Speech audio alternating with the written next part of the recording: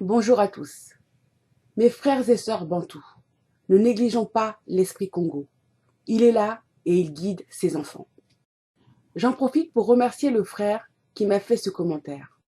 Il m'a demandé de réfléchir à un lien possible entre le nom d'Adam et la noix de macadamia, car elle est enrobée d'une écorce noire. Eh bien mon frère, tu as parfaitement raison et tu confirmes ce que je dis régulièrement. L'esprit Congo est en nous tous et il nous dévoile les choses qui sont cachées juste sous notre nez. Je pense avoir trouvé le vrai nom d'Adam et je vous explique pourquoi. Quand j'ai fait des recherches pour ma vidéo sur le mot Kabbale qui découle en réalité du lingala Kokaba, je suis tombée sur ce résultat. Dans leur spiritualité frelatée avec du satanisme, ils citent 5 grands principes de la Kabbale, le 4e étant Adam Kadmon. Et Kadmon m'a fait penser à Macadamia. Je n'ai pas négligé ce résultat, car je sais que les fils d'Olibama la caucasienne ont usurpé notre identité et brouillé les pistes pour ne pas qu'on découvre le véritable peuple de l'Alliance, les Bantous d'Afrique. Mais ils sont quand même obligés d'utiliser nos mots, nos langues bantoues, en les modifiant quand ils peuvent, mais une recherche étymologique permet de dévoiler leurs mensonges. C'est comme ça qu'on a dévoilé que le mot Kabbale vient en réalité du lingala Kokaba, partager, transmettre. C'est comme ça qu'on comprend que le nom donné au fils de Daoud, Dawidi, David, a été Salomon, car c'est lui qui devait faire, qu'au Sala en lingala, le temple de Yélé Salama, et non pas Jérusalem, comme le nomment ces imposteurs. Avec l'exemple de Salomon, on comprend que les noms de nos ancêtres, Kombo en lingala, n'étaient pas donnés par hasard, mais qu'il s'agissait de noms prophétiques, des feuilles de route, des missions pour leur vie. Un autre exemple est le nom de notre Koko, notre ancêtre, le patriarche que l'Europe appelle Noé ou Noah ou Noach, en hébreu yiddishisé, qui est en vérité Noka du verbe lingala, konoka, pleuvoir. En lingala, le verbe konoka n'est associé qu'à la pluie. Mbula et zakonoka signifie la pluie tombe, il pleut. Quel autre nom pouvait être donné que Noka à cet Isaiah Congo qui a sauvé la race de l'homme de la destruction par le déluge? Ce nom était hautement prophétique car le Tossa de nos pères nous indique qu'à cette époque de la création, une vapeur montait de la terre pour arroser les plantes et que la pluie n'était jamais tombée. Noka est le premier homme à avoir porté ce nom qui annonçait l'événement cataclysmique qui allait arriver pendant son existence. Ceci étant dit, je reviens maintenant à l'objet de ma vidéo, le véritable nom d'Adam. Alors, pourquoi les usurpateurs en chef ont associé ces deux noms, Adam et Kadmon? Pour que les éveillés comprennent que le deuxième nom est le vrai et non pas le premier qui, comme par hasard, est largement répandu. Ils mentent tellement qu'ils doivent laisser des indices dans leurs mensonges pour ne pas se perdre eux-mêmes. On voit clairement qu'entre Adam et Kadmon, le K a été perdu. Le K. Tiens, comme c'est bizarre.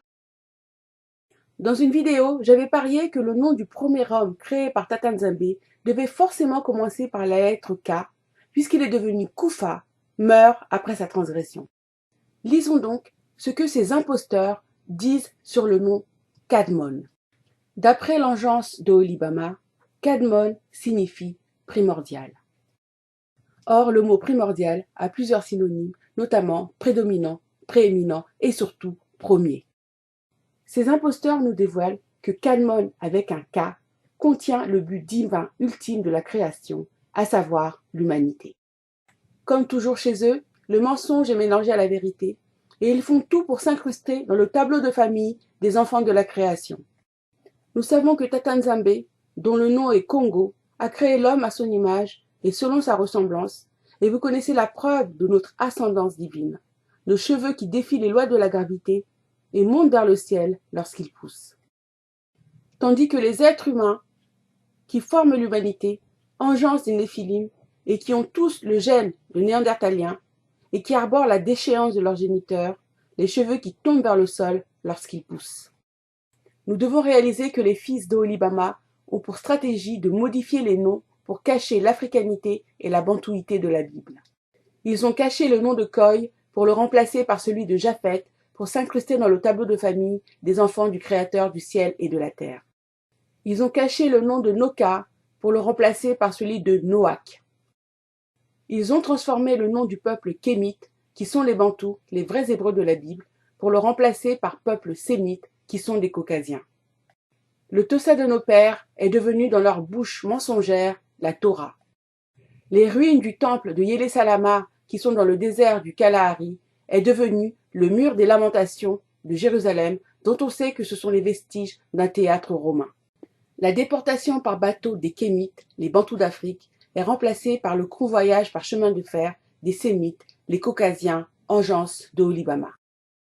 Tout ça pour dire que le nom Adam a été mis en avant pour cacher la puissance du Ka, que le nom du premier homme devait forcément contenir, le Ka étant l'esprit que Congo a donné à la première et unique créature terrestre faite à son image et selon sa ressemblance.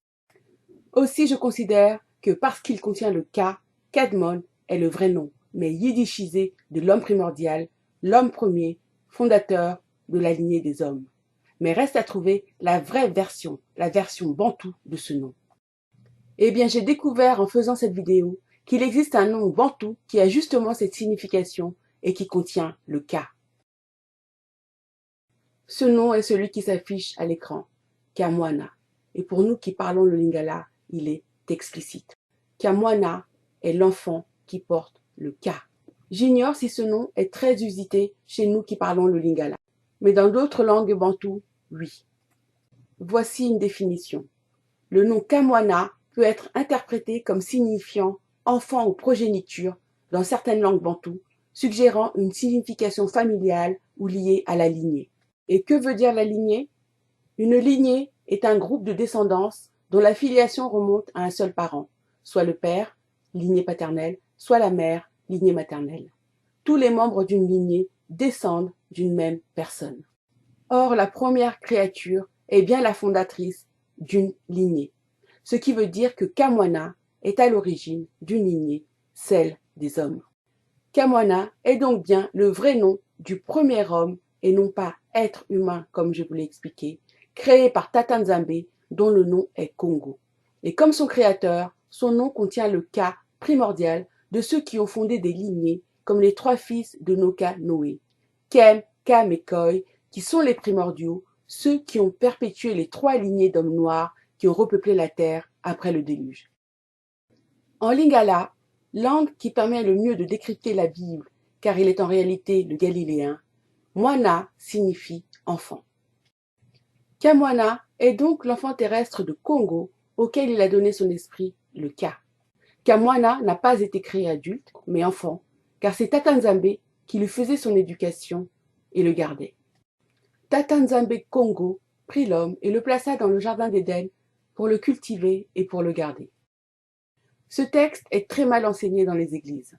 Le travail de la terre est la conséquence du péché originel. Avant le péché, Kamwana n'avait pas à travailler la terre. Il n'avait qu'à tendre la main pour prendre un fruit et se nourrir. De qui donc Tata Nzambe gardait Kamwana? Je vous le laisse deviner. De son frère céleste, créé de peu supérieur à lui, et qui rôdait déjà dans le jardin d'Éden pour causer sa chute, Lucifele. Kamwana a grandi androgyne, et ce n'est que devenu adulte que Tata Nzambe a procédé à la séparation et tiré de sa côte la femme.